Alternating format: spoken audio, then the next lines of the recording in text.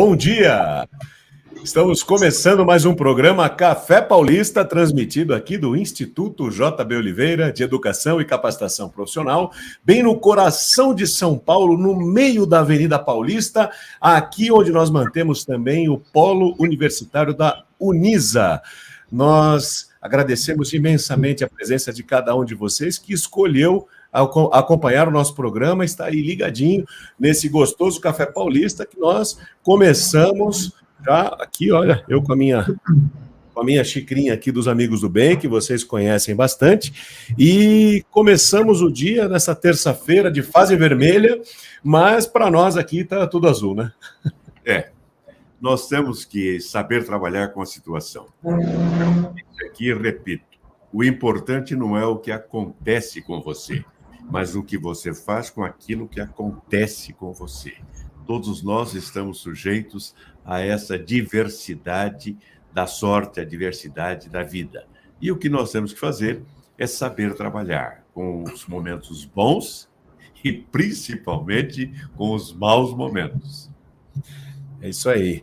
São Paulo amanhece com um dia um pouquinho mais friozinho, um pouquinho mais fresquinho, mas aparentemente o movimento é quase o mesmo nas ruas, viu?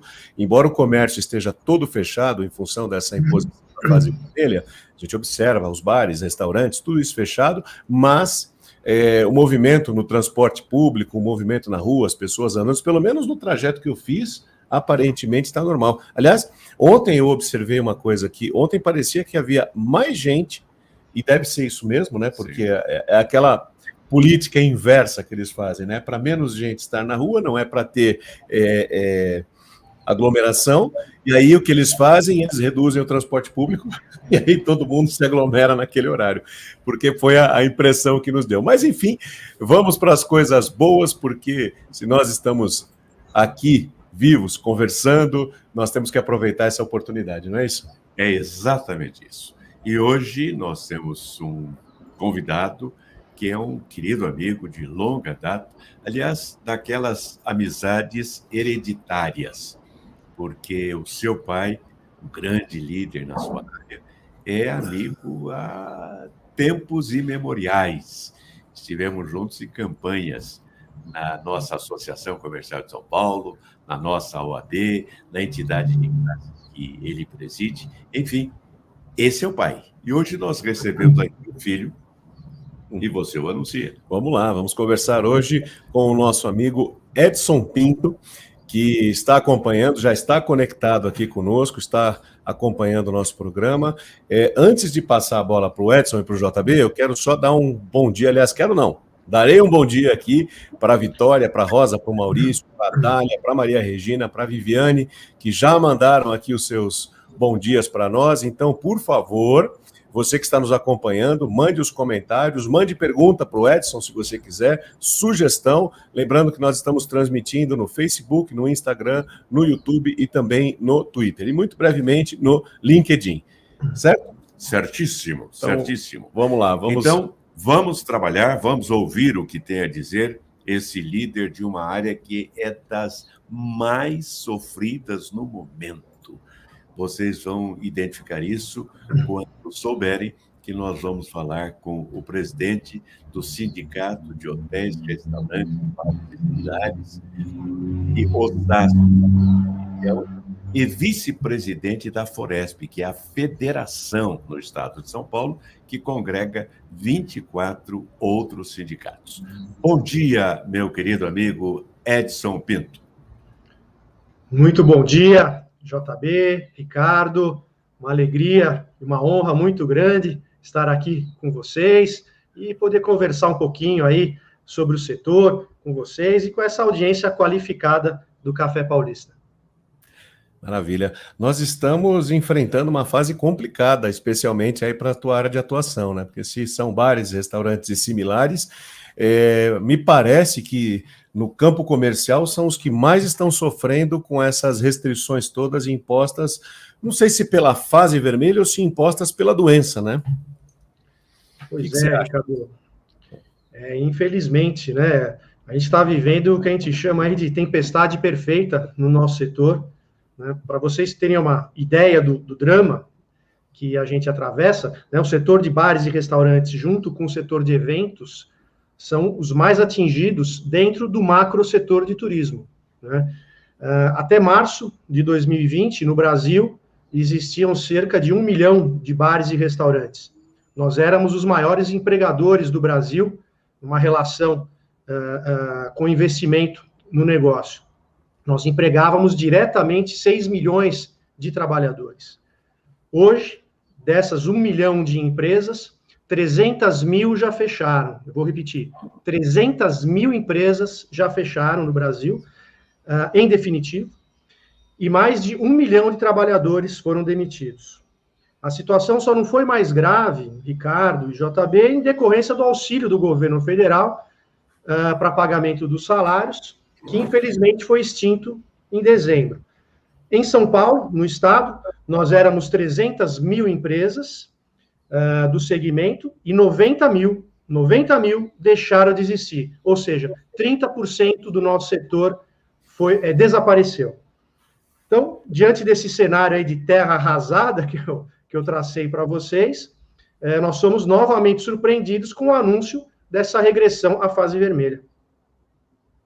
É terrível. Eu creio que todos puderam constatar a grandiosidade do trabalho do sindicato, dos trabalhadores nessa área, e a grandiosidade do problema criado. Imaginem vocês, se de 1 milhão de bares e restaurantes que empregavam 6 milhões de pessoas, quando falamos 6 milhões, multiplique isso pelo número de familiares. Se multiplicarmos por 4, são 24 milhões de pessoas prejudicadas. Isto não é brincadeira. Isto merece um estudo acurado. Isso merece um estudo direcionado, ou seja, específico para esta área, dada a sua importância. Eu creio que isso não tenha acontecido, principalmente no estado de São Paulo. Aqui, de 300 mil estabelecimentos, 90 mil, 30%, fechados, encerraram suas atividades. Se nós, mais uma vez, multiplicarmos esses 90 mil por 4, já tem condição de observar até onde fomos, porque é alguma coisa impactante, impressionante. Isso aumenta o número de pessoas dependentes de uma ajuda do Estado, porque não tem de onde prover o seu sustento. O seu ponto de trabalho, o seu posto de trabalho foi simplesmente eliminado.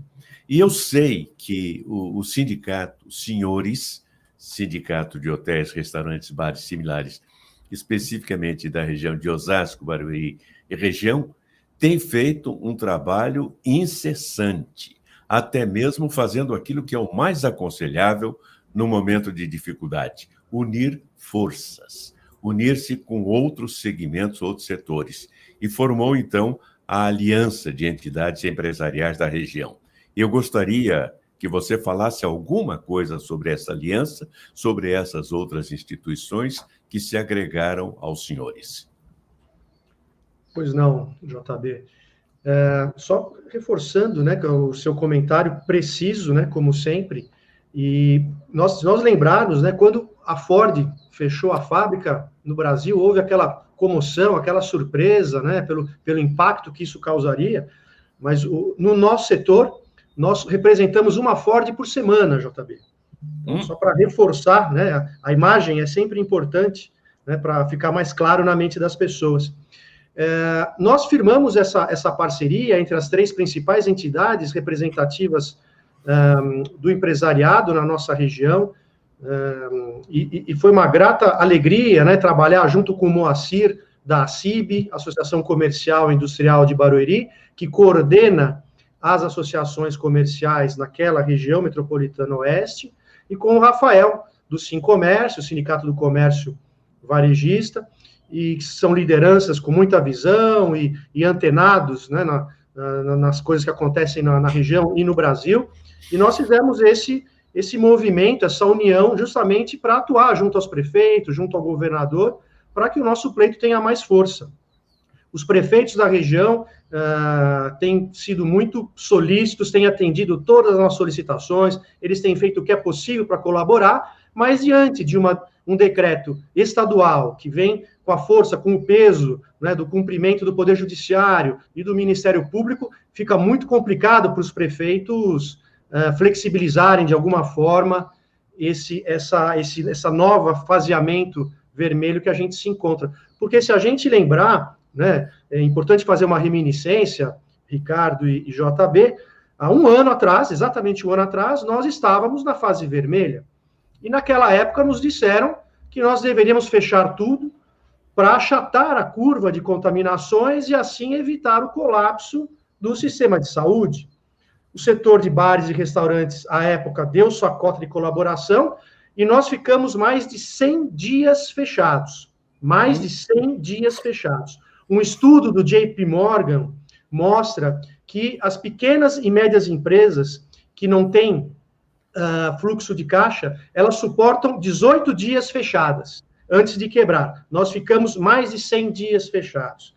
A explicação na época é que o governo precisava de tempo para se preparar, para fazer hospitais de campanha, aumentar os leitos nos hospitais existentes, comprar respiradores, contratar profissionais de saúde, etc. Tudo isso sob os auspícios do decreto de calamidade pública, que dispensa licitações e autoriza a contratação emergencial. Não é isso? Nesse meio tempo, o governo federal repassou bastante dinheiro, na casa dos bilhões de reais, para estados e municípios, para arcar com a eventual redução de impostos que era previsto. Mas sabemos que essa estimativa de queda de arrecadação não se confirmou e acabou sobrando bastante dinheiro nos cofres de estados e municípios. O PIB do Brasil em 2020 foi de 4,1 negativos e o PIB em São Paulo foi de 0,4 positivos. São Paulo fechou 2020 com 7 bilhões e 700 milhões de superávit primário. O governo estadual ainda aumentou impostos durante a pandemia, inclusive o ICMS dos combustíveis, que tem efeito cascata em diversos setores. E aumentou também em 15% o ICMS de quem? Do nosso setor de bares e restaurantes. Enquanto isso, o governo do Amazonas reduziu em quase 50% o ICMS do nosso setor, justamente com a compreensão de que nós fomos o setor mais atingido pela pandemia.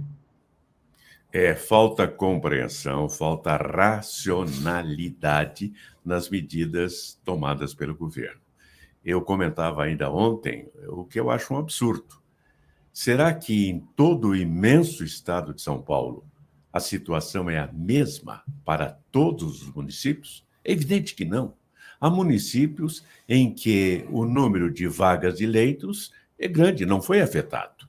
O próprio decreto do governo de 2020 dizia que só haveria esta caminhada para uma fase mais firme, mais forte, mais restritiva, se o número de leitos atingisse, a falta de leitos atingisse 75%.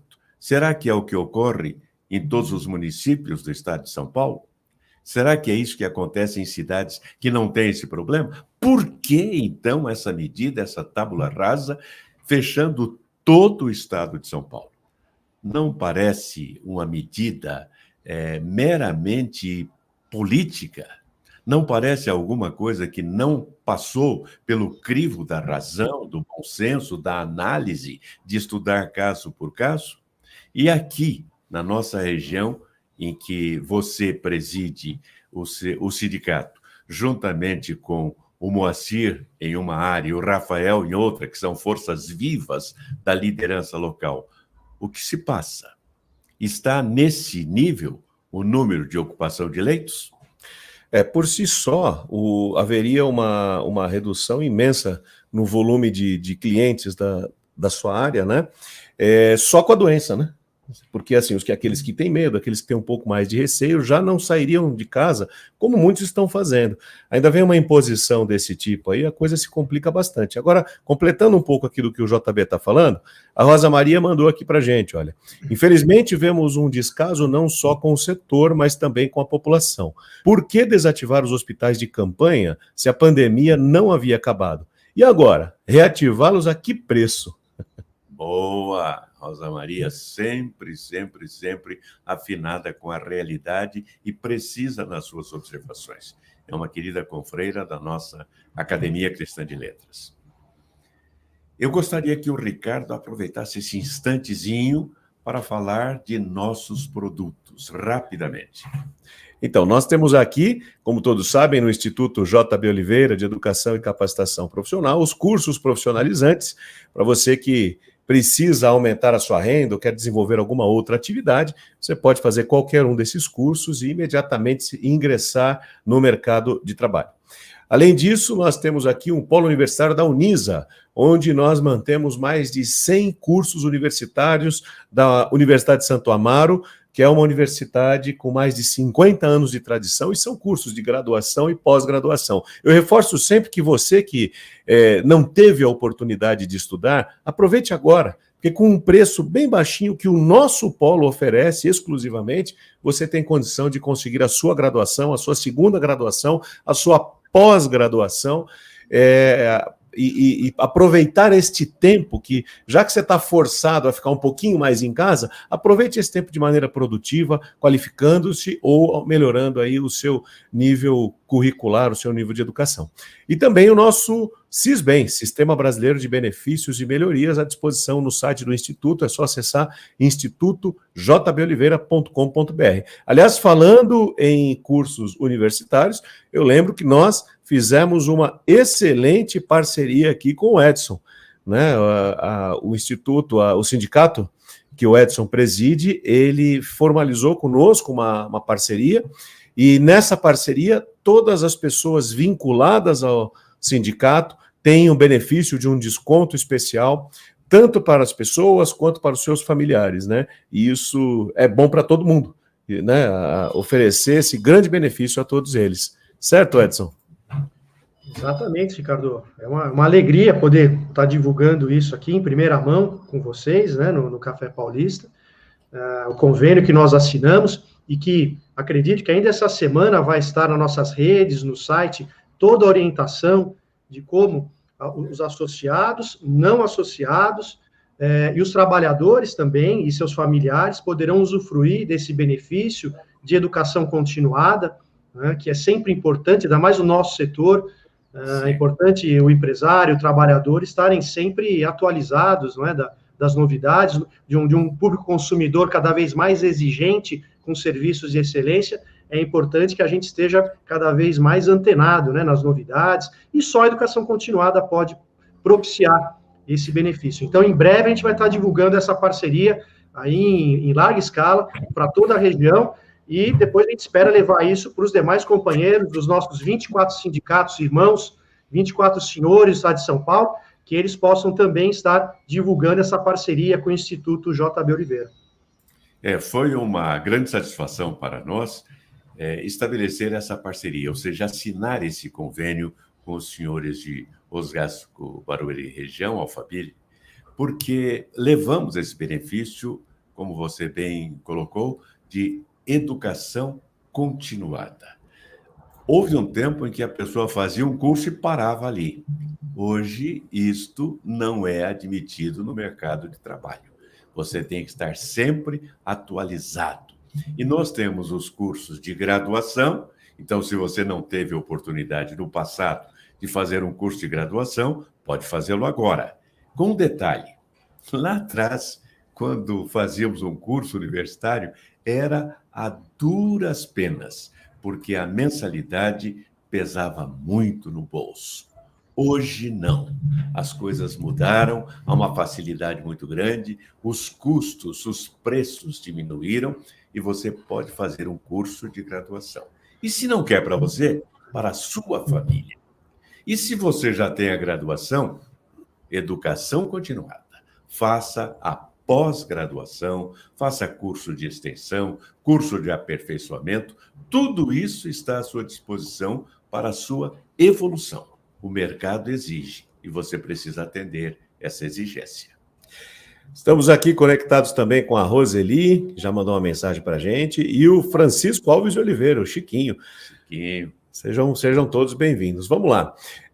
Falando ainda do tema aqui da questão da pandemia, do isolamento e dessa fase restritiva, essa fase vermelha,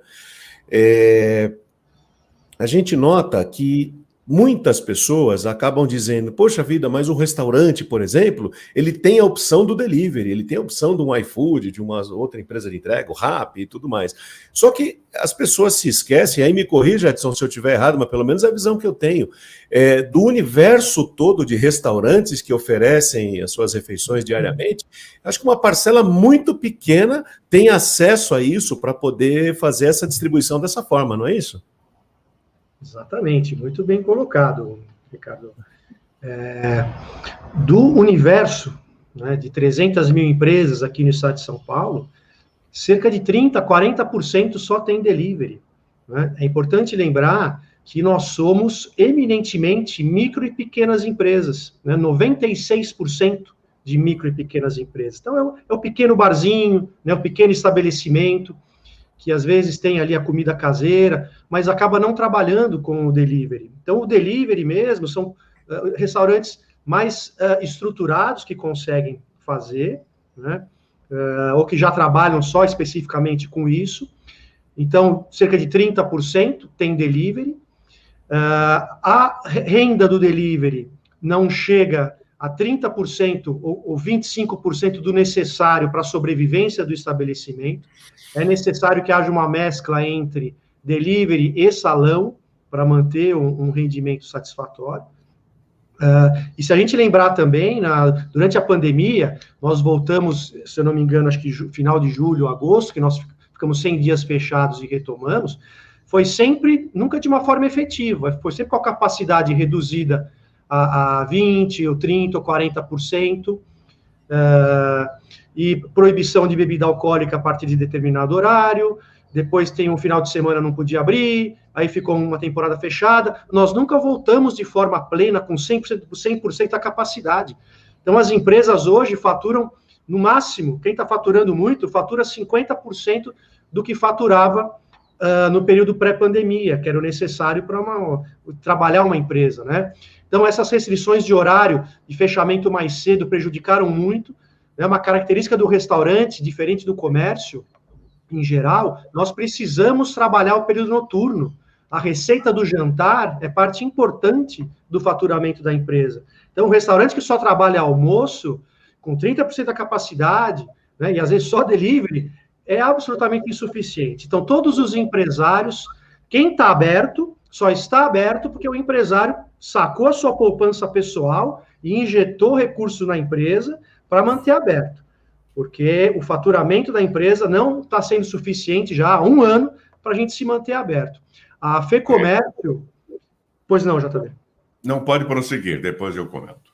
A FEComércio fez um estudo agora, para essa fase vermelha, de que a perda no mês de março, se nós imaginarmos que, e já infelizmente há rumores de que a fase vermelha não vai ficar só nesses 15 dias, que vai se estender pelo mês de março inteiro, eu espero que não, mas o mês de março, na fase vermelha, vai dar um prejuízo de 11 bilhões de reais aos cofres públicos e ao empresariado, né? E eu estou aqui trazendo a frieza dos números para não falar do drama pessoal de homens e mulheres, trabalhadores, empresários que estão com seus sonhos destruídos.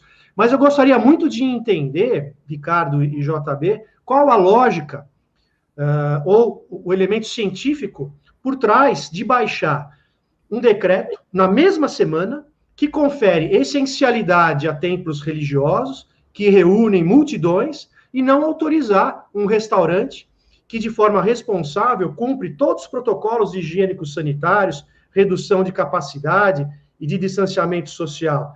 Eu não estou dizendo aqui que nós devemos liberar tudo, fazer festas, né, senão é capaz de me acusarem de negacionista.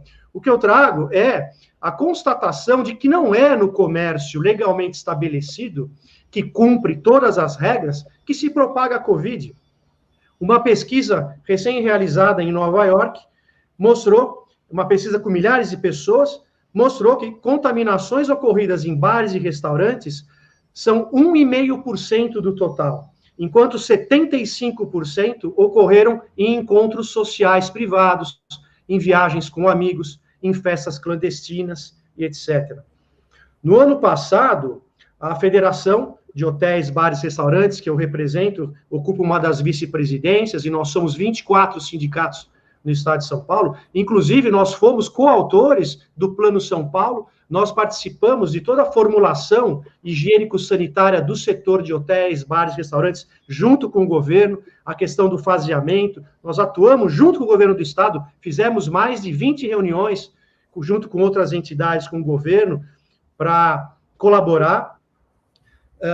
E nós, naquela ocasião, apresentamos uma ideia para o Centro de Contingência da Covid-19 em relação a fazer um escalonamento do horário de entrada e saída de trabalhadores dos diversos setores, visando reduzir a capacidade de lotação no transporte público. Na última coletiva, realizada no Palácio, semana passada, uma jornalista fez justamente essa pergunta, e a resposta é que não haviam previsto isso, mas iriam avaliar. Mas como assim, né? Esse grupo de notáveis não previu isso? Não leram o ofício da Foresp? Eu quero crer que pensaram, que viram, mas que isso ia trazer muitos gastos públicos. Por que não foi também montada uma força-tarefa para fiscalizar os eventos clandestinos, os pancadões, as aglomerações? A gente viu que na imprensa isso era noticiado e havia um ataque pontual a esses eventos, não sistemático. Por que não se implantou toque de recolher na madrugada desde um ano atrás, ou toque de restrição, como querem chamar aí para dourar a pílula, né? Por que a polícia não foi chamada para atuar desde um ano atrás? Então, a impressão, infelizmente, que nos dá é que tudo que pudesse ensejar muitos gastos públicos foram abandonados. E foi repassado à iniciativa privada o ônus de implantar medidas mais duras. Infelizmente, a gente constata isso, e a gente estaria mais disposto a colaborar, a compreender essas medidas, se mais contrapartidas tivessem sido feitas. O problema é justamente esse. O governo federal fez uma contrapartida importante, né, com auxílio emergencial, com ajuda no pagamento da folha, mas, infelizmente, o governo do estado, e nós somos parceiros do governador, desde sempre, nós apoiamos, mas nós somos alienados, não somos alienados. Então, é importante constatar que não houve uma contrapartida efetiva do governo do estado, especialmente aos setores mais prejudicados como o nosso. O que se conclui disso? A pandemia não começou ontem. A pandemia começou há um ano. Você situou bem. Em março do ano passado, nós estávamos na fase vermelha. Um ano se passou e nós voltamos à fase vermelha. Será que, com toda a sua capacidade, o governo não teve condições de implementar medidas racionais? Não teve condição de analisar o problema criteriosamente, separando o trigo do joio? É muito fácil, numa situação de agravamento do número de hospitalizações, você mandar fechar tudo. Fecha tudo. Lembra até a rainha lá da Alice no País das Maravilhas. Cortem-lhe a cabeça. Se você tem dor de cabeça e lhe cortam a cabeça, acabou a dor de cabeça. Mas o que mais acabou? Dá-nos a impressão que está havendo uma primariedade, uma falta de preparação, de análise, de critério nesse governo que fala tanto em princípios científicos, princípios de ciência, e não o aplica na prática, porque senão não aconteceria o que está acontecendo. Se voltasse os olhos para um dos setores que mais contribuem para a riqueza do Estado, em número de empregos, em número de atendimentos, não faria uma coisa dessa. Até porque, como você bem colocou, é uma área profundamente organizada. Você não entra sem máscara, você não entra sem higienizar as mãos, você tem a separação, o distanciamento já estabelecido.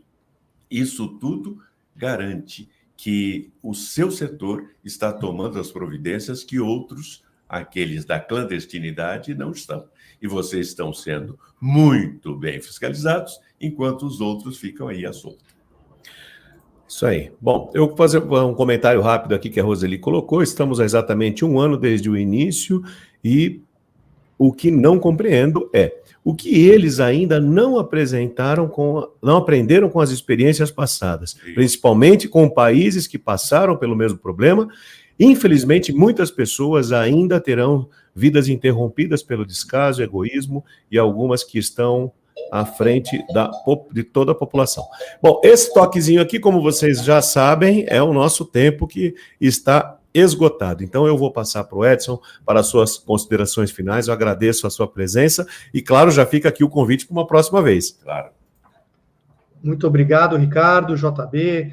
Mais uma vez, uma honra e alegria muito grande poder estar aqui com vocês, trazendo, né, essas informações ao seu público, aos nossos amigos que acompanham o Café Paulista, e eu estou à disposição para outras conversas tão agradáveis como essa. Muito obrigado. Nós agradecemos e vamos marcar. É isso aí. Muito obrigado a todos pela participação, por acompanharem, pelos comentários. Os comentários estarão publicados todos nas nossas redes sociais. Essa entrevista de hoje, essa conversa gostosa, esse gostoso Café Paulista de hoje também ficará para quando você quiser rever. E se quiser compartilhar, por favor, faça isso para que possamos atrair cada vez mais pessoas bem interessadas. Certo, JB? Certíssimo. Continue conosco. Muito bem, então até amanhã. Deus os abençoe, uma ótima terça-feira e amanhã, 9 horas, a gente se encontra no nosso café.